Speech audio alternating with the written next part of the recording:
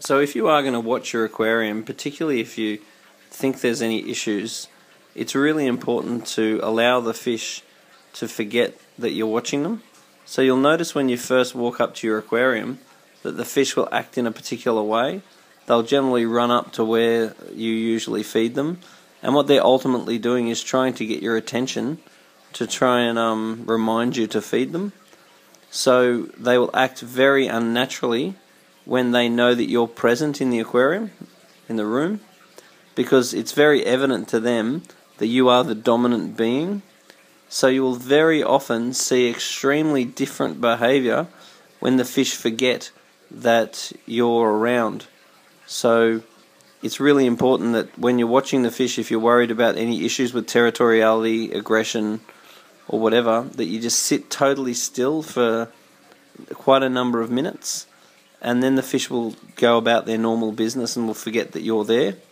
And you'll quite often see very different behaviour to what you're used to, because you get in the habit of walking up to your fish tank, feeding the fish.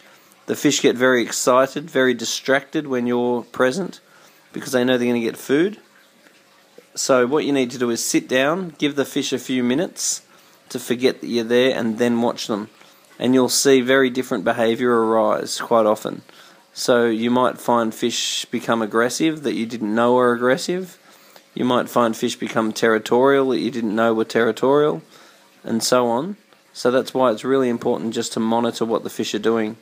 The other thing you want to be looking for, besides aggression, make sure that there isn't a fish that are giving other fish a hard time, is you also want to be looking for the way that they're swimming and the way they're holding themselves in the water column.